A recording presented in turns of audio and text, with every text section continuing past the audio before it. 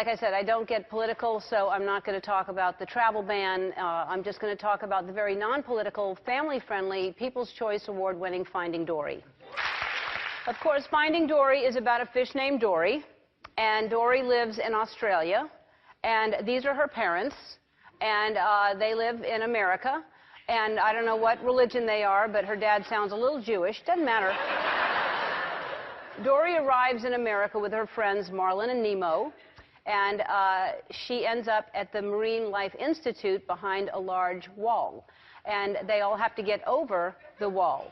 And you won't believe it, but that wall has almost no effect in keeping them out. Even though Dory gets into America, she ends up separated from her family. But the other animals help Dory, animals that don't even need her, animals that don't even have anything in common with her. They help her even though they're completely different colors, because that's what you do when you see someone in need. You help them.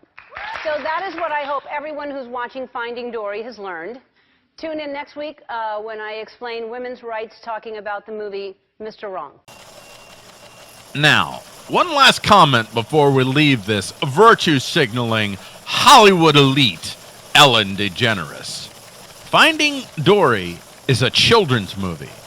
It's intended to reach a broad audience, not just Ellen's safe space progressive audience in her little studio in Hollywood. Many people worked on this film. Many people put a lot of money into this film. Many people are hoping the film continues to make more money for them through DVD sales, merchandising, etc. Never mind, in addition to that, sequels? Well, they paid DeGeneres a lot of money to do the voice for Dory. And how did she represent? How did she pay them back? She just took a perfectly good children's movie, a non-political, as she said in the very beginning here, a non-political children's movie, family-friendly, and turned it into a progressive agit-prop piece in support of open borders.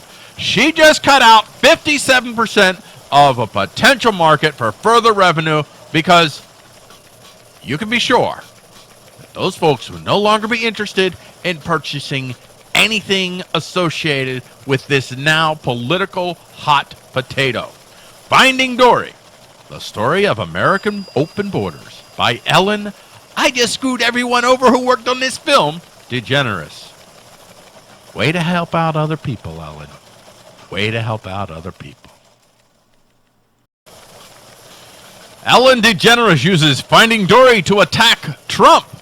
Talk show host Ellen DeGeneres uses her Hollywood platform to virtue signal her support for open borders. Ellen DeGeneres went full political on her show on Tuesday, January 31st, 2017. She used her Hollywood platform to virtue signal her Hollywood progressive audience her opposition to President Trump's temporary travel ban on 7 countries, all identified by former President Obama as being countries of risk to American security. Now, never mind the facts. She had a pro-progressive crowd and a giant Hollywood platform, and she wasn't going to waste it. She was responding to news that President Trump screened the Disney film Finding Dory. DeGeneres did the voice for the main character, Dory, who has problems with short-term memory, not unlike the progressives who have selective short-term memory, like forgetting Trump's temporary ban was almost the same as one that former President Obama did in 2011, a ban that DeGeneres had nothing to say about at the time. She started off saying, "Thanks for being here. You're the only people not protesting now." And that statement in and of itself reveals her thinking that everyone, of course, everyone, of course, is a progressive. She sets up her screening by saying, "Like I said, I don't get political." I'm going to get political here. "So I'm not going to talk about the travel ban. I'm just going to talk about the very non-political, family-friendly People's Choice Award, Finding Dory." Well, formerly non-political, but more on that later. Of course, she then proceeds to get highly political.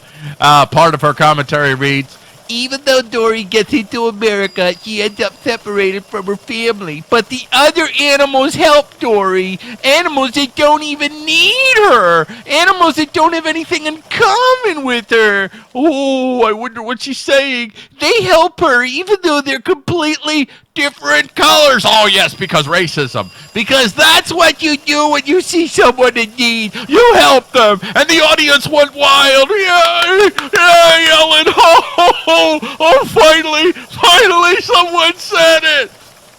This is the tired old tactic progressives use that goes something like this. If you're not doing it my way, you want to murder children in their sleep.